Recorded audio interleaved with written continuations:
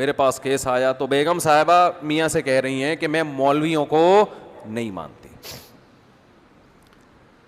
میں مولاناؤں کو نہیں مانتی.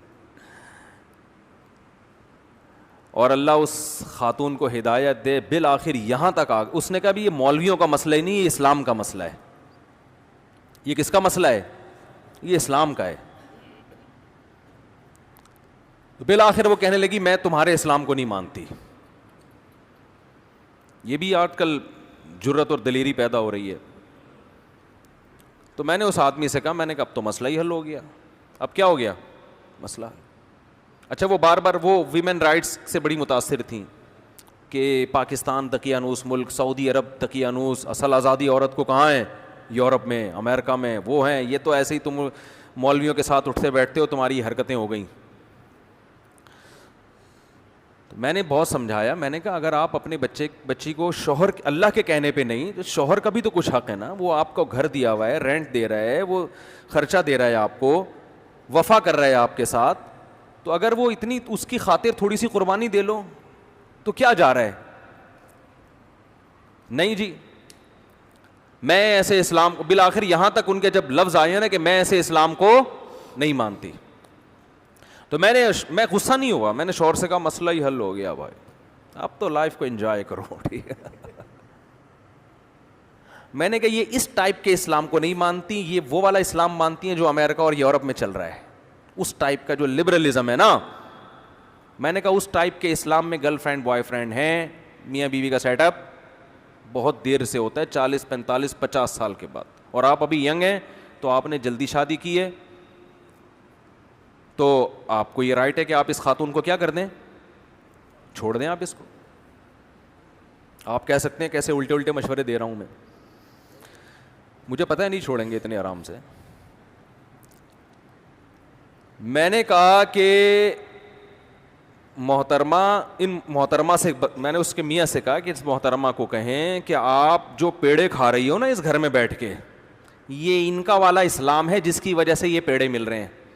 ان کا والا اگر نہیں ماننا, ان کا والا ماننا ہے, تو پھر اس میں عورت کو پیڑے بولو نہیں ملتے, پھر پیڑے نہیں ملتے. ان میں سب سے پہلا یہ ہے کہ آدھا خرچہ آپ کا ہوگا, آدھا کس کا ہوگا؟ مرد کا ہوگا. آدھے آدھے پہ چلے گا حساب کتاب. بچوں کے اسکول کی آدھی فیس آپ دو گی, آدھی کون دے گا؟ آپ کا مکھنچو, یہ جو بیٹھا ہوا ہے مکھنچو ہی تو ہے بیچارہ, آدھا کون دے گا؟ یہ دے گا. تو خواتین اس پہ ایگری ہو جاتی ہیں, کوئی مسئلہ نہیں, ہم جاب کریں گے اور ہمیں آزادی مل جائے گی. کریں آپ جاب, آدھا آپ کریں. بات ابھی یہاں ختم نہیں ہوئی ہے. خواتین کہتی ہیں ہم جاب کر کے اگر مرد کے کندھوں سے ہماری ذمہ داری ختم ہوگی تو غلامی بھی تو ہماری ختم ہوگی نا.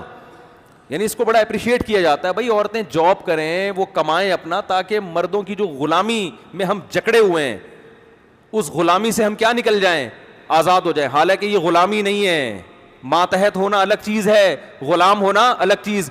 آپ جب جاب کرو گی تو اس باس کی بھی تو غلام بنو گی آپ, وہ کوئی کمپنی کا باپ تھوڑی بنا دے گا آپ کو. وہاں پہ وہاں آپ جس ٹائم آپ نے جاب کرنی ہے اس ٹائم آپ باس کی مرضی کے خلاف چل کے تو دکھاؤ. آپ باس جو آپ کا کچھ نہیں لگتا, اس کی غلامی آزادی ہے. اور یہ آپ کا مکھنچو میاں جس سے آپ کی اولاد ہو رہی ہے, جس کی رضا میں جنت ہے, جس کی وجہ سے آپ کی ماں اس کی ساس بن گئی, اس کی بہنیں آپ کی نندے بن گئیں, آپ کے بھائی اس کے بردر ان لا بن گئے, جو ایک رشتہ وجود میں آ گیا. آپ کی بہو اس کی بھی بہو ہوگی, آپ کا داماد اس کا بھی داماد ہوگا. اس کا ماتحت ہونا غلامی ہے. اور جو جاب کر کے کمپنیوں میں باس کی غلامی ہو رہی ہے, کمپنیوں کی غلامی ہو رہی ہے, اور وہ خدا کی قسم اس سے بڑی غلامی ہو رہی ہے, وہاں لڑنے کی اجازت نہیں ہے. جبکہ شوہر آپ کی کڑوی کسیلی بھی برداشت کر لیتا ہے, اور آپ کو وہ سہولتیں دے رہا جو کمپنی نہیں دیتی. اور کمپنی بہت سے ایسے فائدے آپ کو نہیں پہنچا سکتی جو شوہر پہنچا رہا ہے.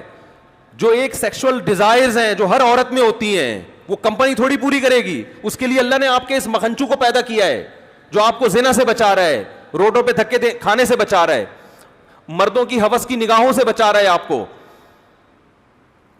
وہ ایک مرد کی ماتحتی پسند نہیں ہے, اس کی اطاعت عورت کو پسند نہیں ہے, اور آزادی میں درجنوں کی غلام بن جائے, درجنوں لوگ اس کو تاڑیں, درجنوں اس پہ گندی نگاہیں ڈالیں اور ان سے اپنے آپ کو بچائے وہ.